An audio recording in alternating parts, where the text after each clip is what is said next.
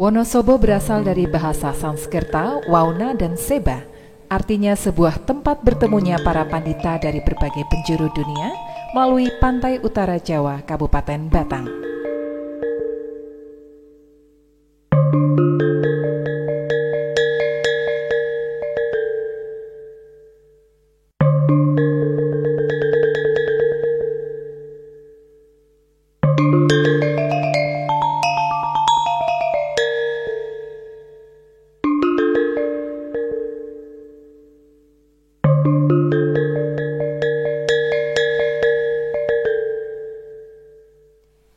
Melihat sisi sejarah, merupakan sebuah kota yang erat hubungannya dengan kerajaan Kalingga yang dipimpin Putri Sima pada abad ke-7 dan kedatangan 3 orang pengembara yang membangun kota. Antara lain Kiai Tumenggung Kolodete, Kiai Karim, dan Kiai Walik.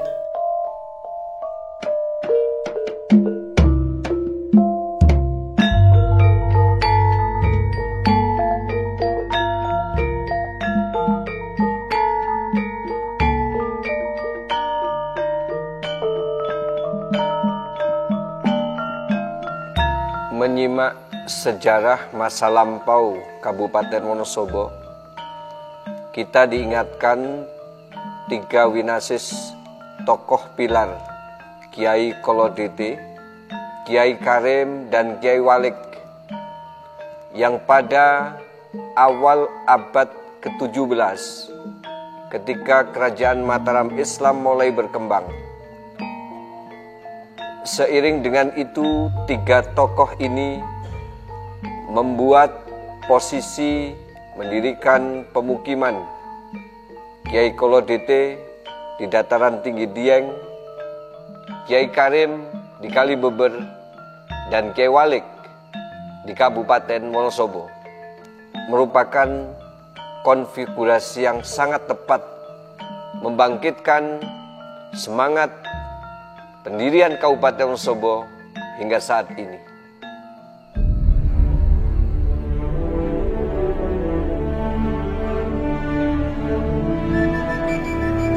Tersebutlah Dieng masa lampau yang saat itu masih merupakan hutan belantara. Tak seorang pun berani menginjakkan kakinya di sana. Hanya orang-orang terpilih saja yang mampu menaklukkan keangkeran hutan itu. Sebut saja seorang bernama Kiai Tumenggung Kolodete, datang dari arah tenggelamnya matahari bersama istrinya, dengan langkah pasti menyusuri tebing terjal dan berbatu. Tampak jelas garis wajahnya yang tegas, menunjukkan jati dirinya seorang yang sakti mandraguna. Cerita tutur tinular, beliau sangat berperan dalam pendirian pemukiman baru yang kini dikenal dengan nama Wonosobo.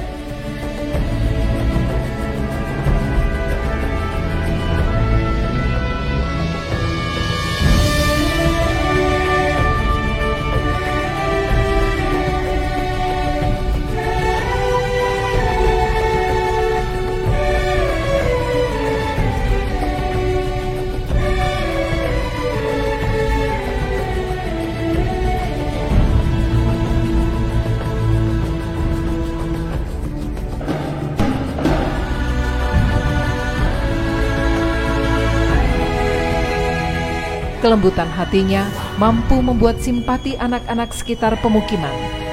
Sampai kini, dimitoskan keberadaan anak yang berambut gembel di lereng Dieng adalah titisannya. Hingga akhir hayatnya, bermukim di dataran tinggi Dieng sebagai penguasa di sana.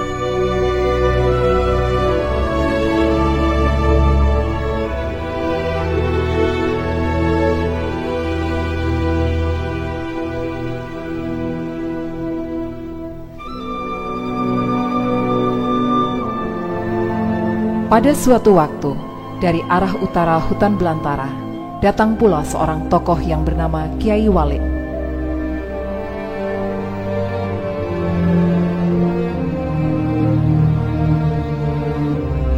Sosok yang halus dan santun, menapakkan langkah demi langkah pada tanah merah di kawasan angker itu. Sesekali, angin semilir berhembus, menghantar perjalanan panjang menuruti kata hati dan naluri untuk mengubah hutan angker menjadi pemukiman.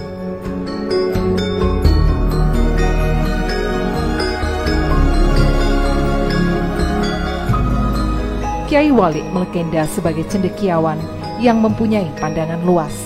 Beliau sangat berperan sebagai perancang terwujudnya kota Wonosobo. Sebagai seorang winasis, piawai menata lingkungan, sehingga pemukiman terlihat asri dan damai. Sampai akhir pengabdiannya, berada di Wonosobo yang petilasannya berada di komplek Masjid Al-Mansur Kauman.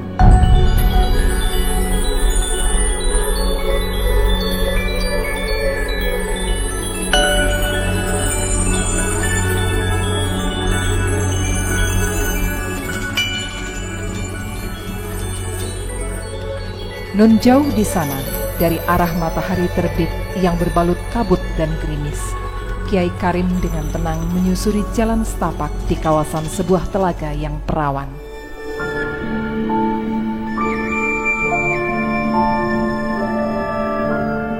Meski telah menghabiskan perjalanan panjang, tak nampak kelelahannya.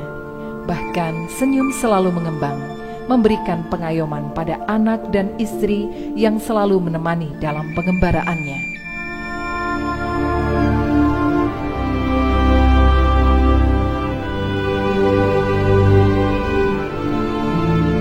Sebagai seorang pemikir, beliaulah yang mampu meletakkan sendi-sendi dasar sebuah pemerintahan, sehingga roda perekonomian dan kehidupan masyarakatnya tertata dengan baik.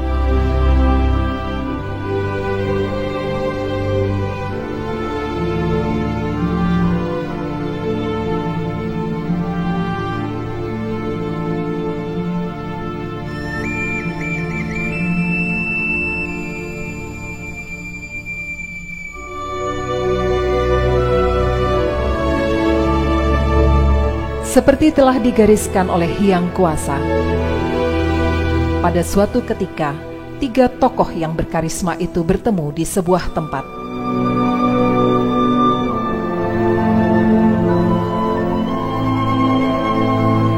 Ketiganya bermusyawarah dan sepakat dengan keahlian masing-masing untuk membangun sebuah pemukiman yang sampai sekarang disebut sebagai Wonosobo.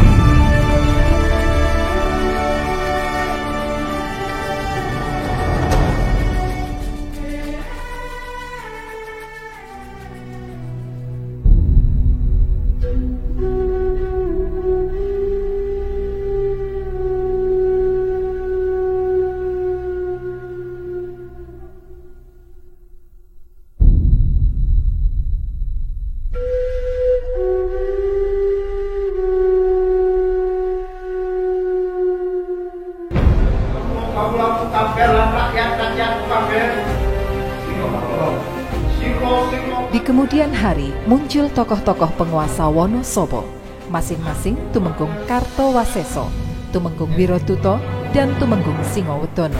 Bakalan katakan Borowawodo minurut pepanggih paman piye paman? Menawi dalem sampun sumadyo sinuwun. Pejah kesam kangge Wonosobo sinuwun. Menawi panjenengan pripun? Pada sebuah pertemuan di ruang Ageng Paseban, Tumenggung Kartowaseso memberikan sabda kepada para prajuritnya. Disebutkan, berdasar wangsit yang diterima dalam olah batin, bahwa suatu saat Belanda akan masuk dan menguasai wilayah kekuasaannya di Selomerto. Oleh karenanya, minta kesiapan untuk memeranginya. Gayung bersambut, para kaulo prajurit siap untuk menghadapi pasukan Belanda. Silo kabeh lan rakyat-rakyatku kabeh wis Padha sagu mentokake Purwalondo kang bakal jajah kota Wonosobo. Kula dina saiki gegaman kopo kang dibuyanani masyarakat. Ayo kota Wonosobo diperkelake.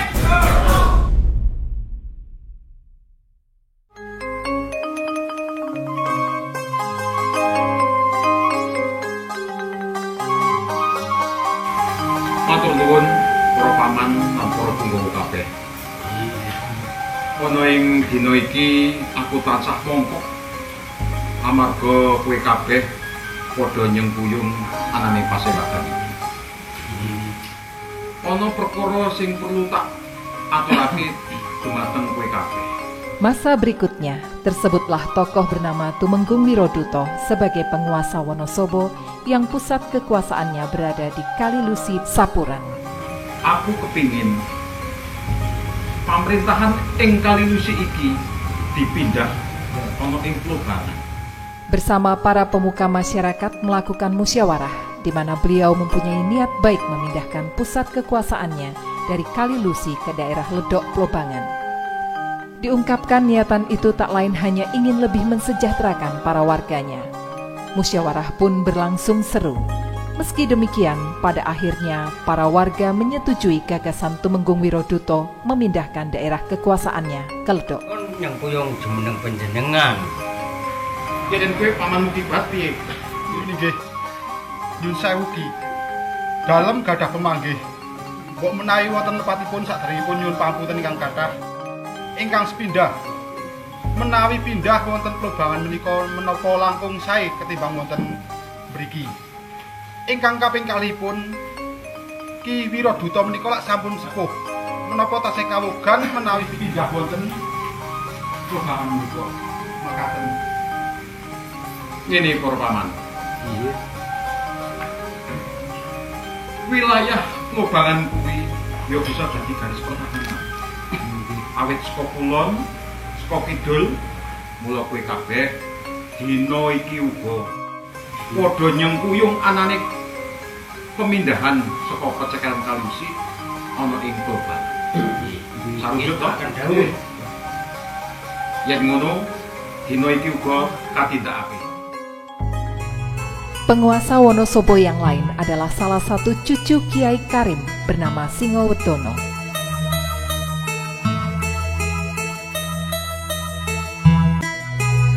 Dikisahkan pada pertemuan di sebuah padepokan, tanpa diduga, datanglah seorang utusan dari kerajaan Mataram menghaturkan surat wasiat yang berisikan pemberitahuan bahwa atas jasanya kepada Mataram, beliau Singowetono mendapatkan hadiah berupa satu tempat di Selomerto dan bergelar menjadi Tumenggung Jogonegoro.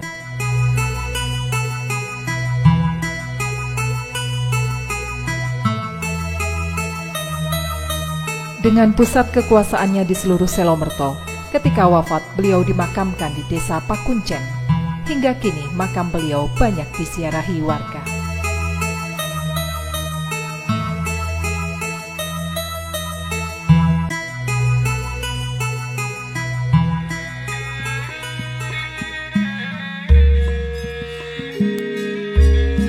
Pada awal abad ke-18, Islam berkembang dibawa oleh seorang ulama besar, Kiai Asmoro Sufi, yang merupakan menantu penguasa Tumenggung Wiroduto yang berkuasa di Kalilusi Pecekelan, dengan momentum mendirikan sebuah masjid di Bendosari Sapuran, dan diyakini berhasil menurunkan banyak ulama dan kiai seperti Kiai Ali Bendosari, Kiai Abdul Fatah, Kiai Mansur, hingga sampai ke Kiai Haji Muntaha Al-Hafid.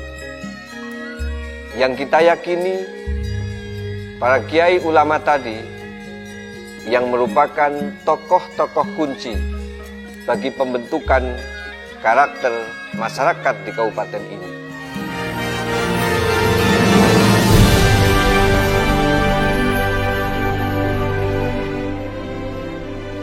agama Islam sudah berkembang dengan pesat di Wonosobo.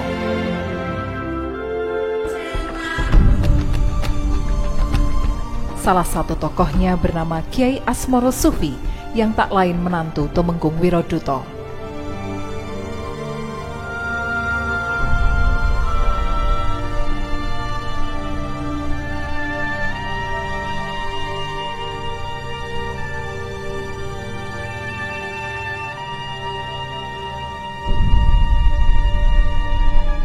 Dalam perjalanan syiar agama Islam, Kiai Asmoro Sufi melanglang dari satu daerah ke daerah lainnya, menemukan banyak hal yang dilakukan oleh masyarakat tidak sesuai dengan norma agama Islam.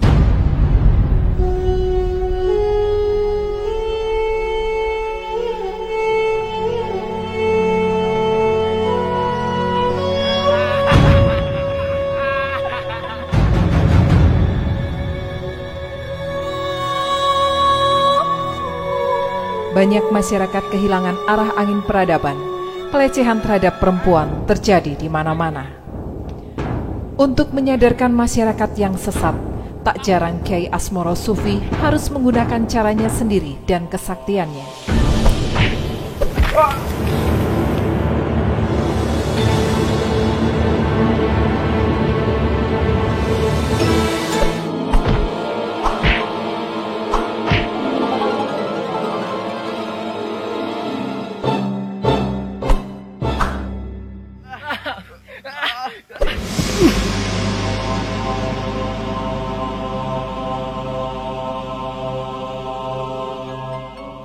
Pada akhirnya mereka sadar, lalu mengikuti jejak Kiai Asmoro Sufi dalam syiar agama Islam dan membangun masjid di Bendosari.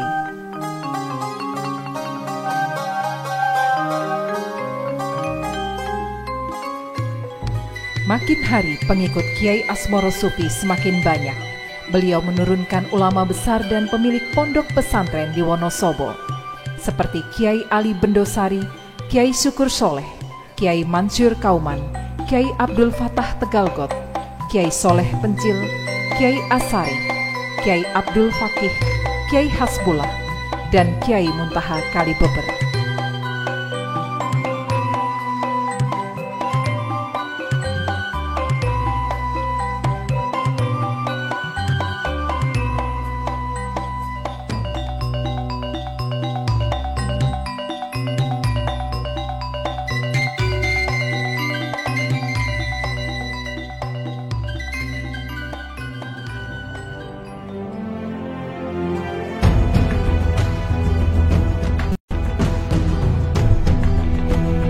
Hari terus berganti, waktu berjalan seiring kemajuan peradaban manusia.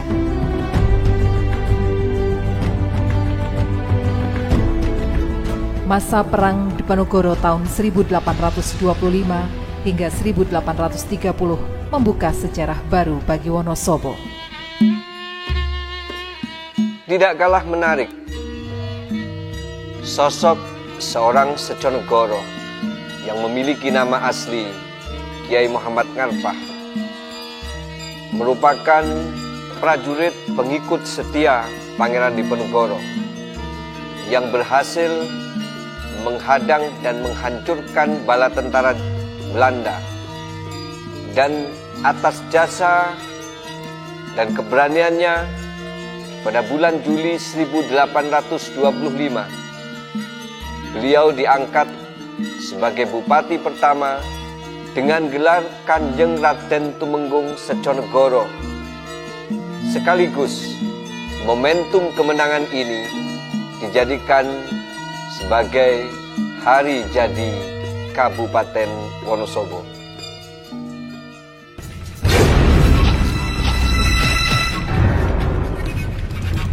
Wonosobo sebagai salah satu medan pertempuran dan basis pertahanan pendukung Pangeran Diponegoro. Masyarakatnya pun memiliki andil besar dalam perjuangannya melawan penjajah Belanda. Beberapa medan pertempuran yang menandai perjuangan pasukan pendukung Pangeran Diponegoro tersebar di beberapa desa, seperti Desa Gowong, Ledok Sapuran, Pelunjaran Kertek, dan sebagainya.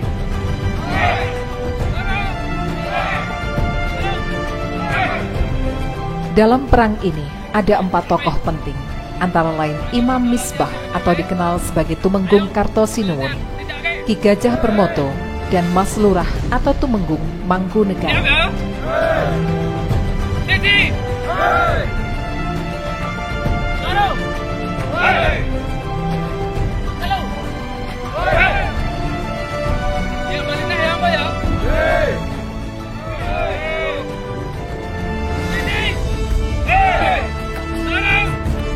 Tokoh Imam Misbah, beliau sangat ahli dalam merancang strategi perang menggunakan senjata.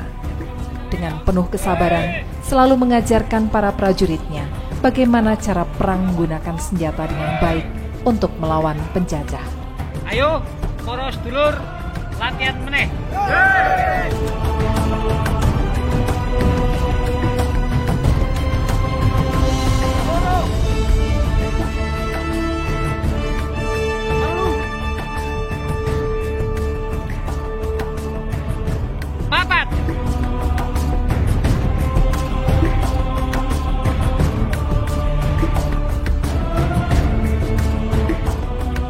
Ki Gajah Permoto, sosok yang berwibawa, dikenal sebagai ahli bela diri tenaga dalam dan kebal terhadap senjata tajam.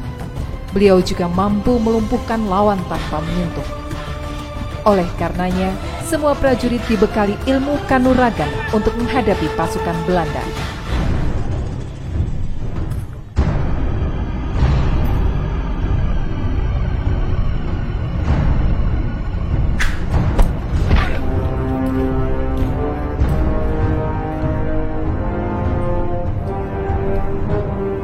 Mas Lurah atau Tumenggung Mangkunegara, sosok yang santun dan pemberani, dikenal juga sangat sakti, mampu menciptakan gerak jurus perkelahian. Tanpa lelah terus mengajarkan ilmu perang kepada para prajuritnya untuk membasmi Belanda di bumi Wonosobo.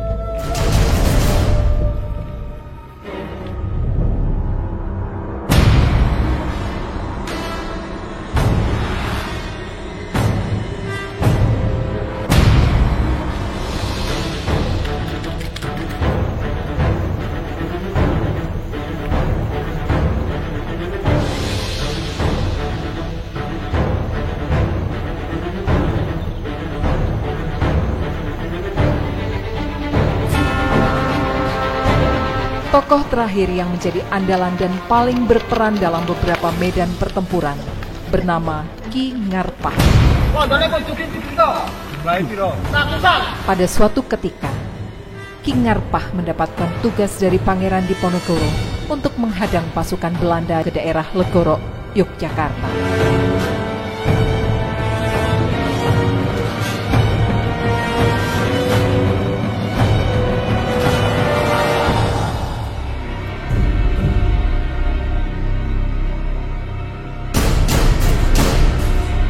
Dengan segala semangat dan berbekal kesaktiannya, lalu minta kepada Ki Mulyo Sentiko untuk mendampingi memimpin pasukan pendukung Pangeran Diponegoro.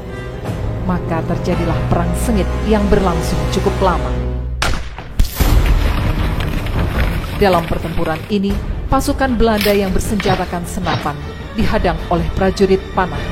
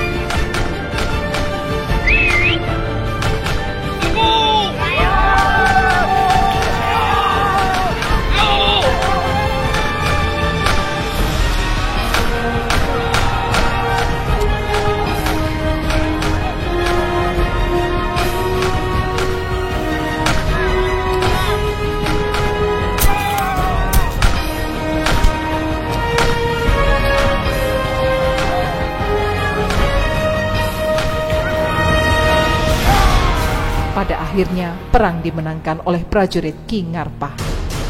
Tercatat ratusan tentara Belanda tewas, termasuk 4 orang tentara Eropa. Selain itu berhasil pula merampas emas lantakan senilai 28.000 golden uang 5 langsa.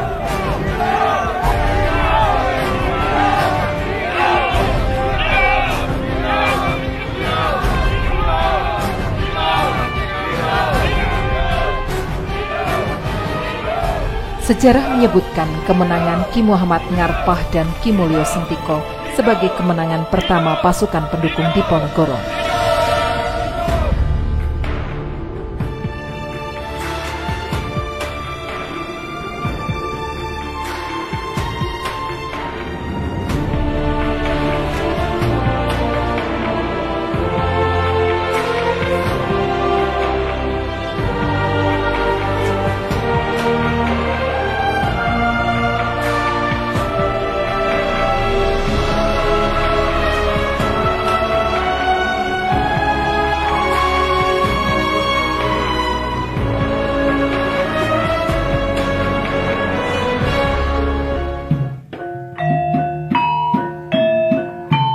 Sebagai ungkapan rasa syukur atas kemenangannya, Seconegoro memberikan penghiburan pada para prajuritnya dengan mendatangkan hiburan seni tradisional Lengger.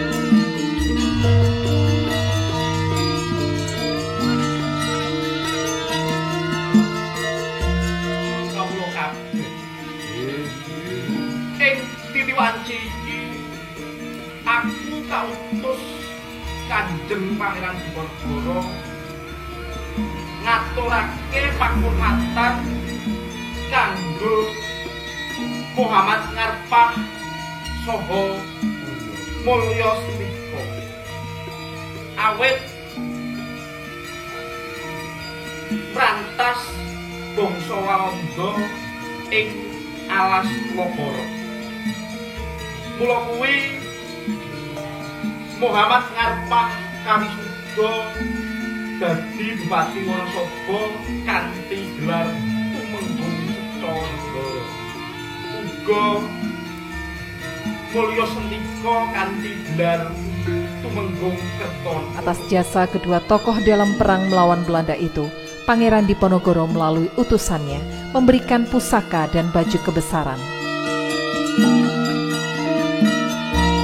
Lebih dari itu, memberikan gelar nama besar kepada Ki Mulyo Sentiko menjadi Tumenggung Kertonegoro. Sedangkan kepada Ki Muhammad Ngarpah, Pangeran Diponegoro memberikan gelar nama menjadi Tumenggung Seconegoro dan mengangkatnya sebagai penguasa daerah Ledok.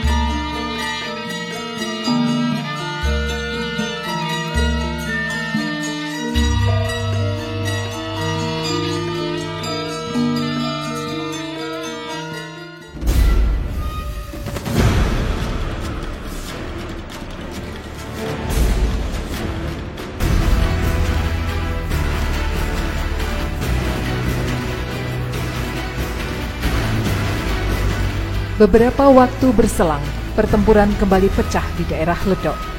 Dalam pertempuran tersebut, Ki Ngarpah atau Tumenggung Seconegoro mengerahkan 100 orang prajuritnya dan meminta senopati perang bernama Tumenggung Jopo Nawang untuk memimpinnya.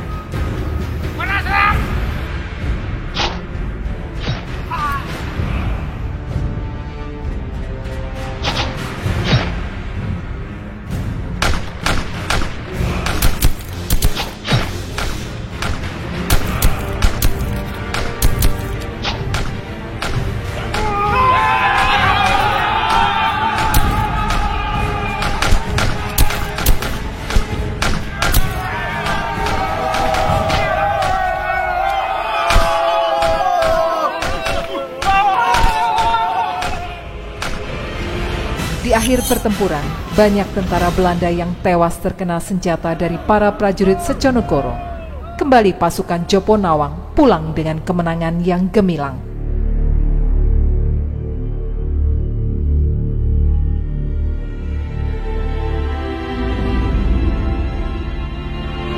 Iki kita bakal gempur Benteng Walanda. Jeneng sira maju karo pasukan Bedil. Banjur jeneng sira nggawa pasukan panah.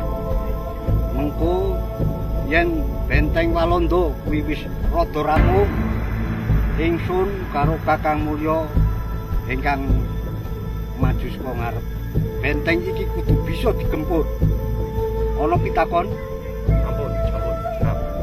Yen wis jelas jeneng sira enggal tidakno. Setika. Mangkat. Kakang Mulya karo ingsun lewat ngarep. Ini bawa.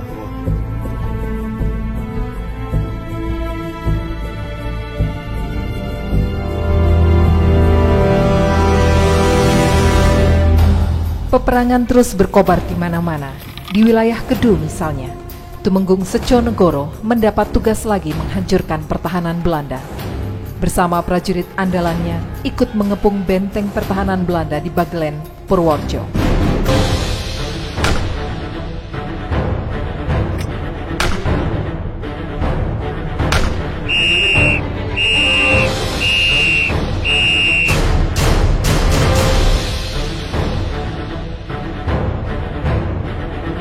Kurang ajar, orang pribumi sudah berani menghancurkan benteng ini. Kamu, siap kamu siap? Ikutlah. Siap.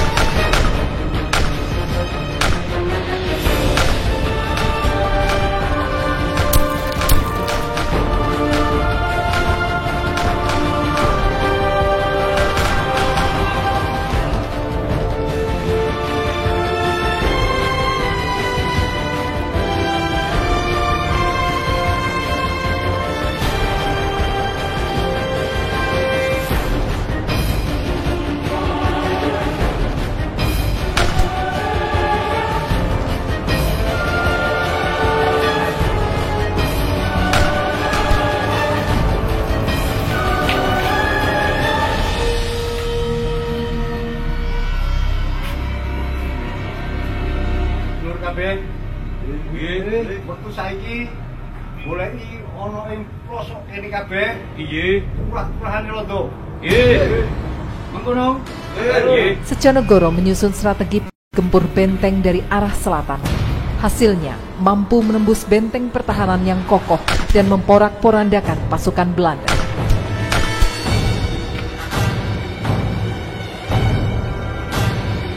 Berakhir dengan terbunuhnya pimpinan pasukan Belanda bernama Letnan Brunch.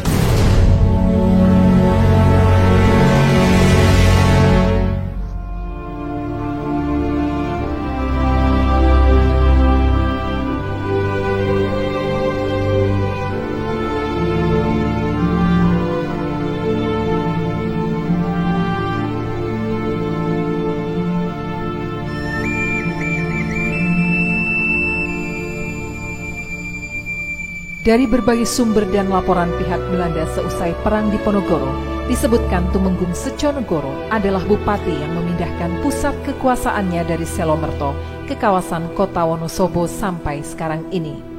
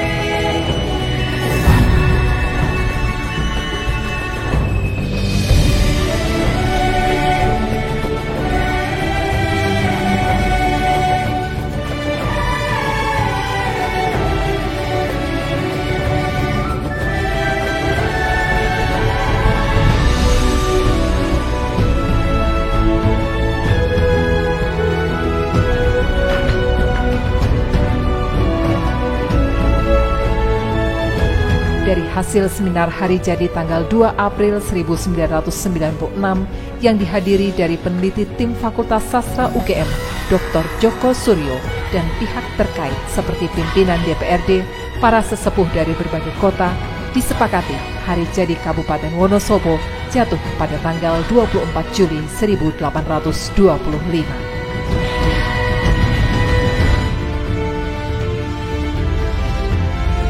Pada masa berikutnya, perjuangan tak pernah berhenti. Tumenggung Sejonegoro bersama tokoh lain seperti Ki Muhammad Bahrawi atau Muhammad Ngusman di Sabah, Muhammad Salim Ngabdul Latif, dan Kiai Ngabdul Radab terus mengobarkan semangat perjuangannya.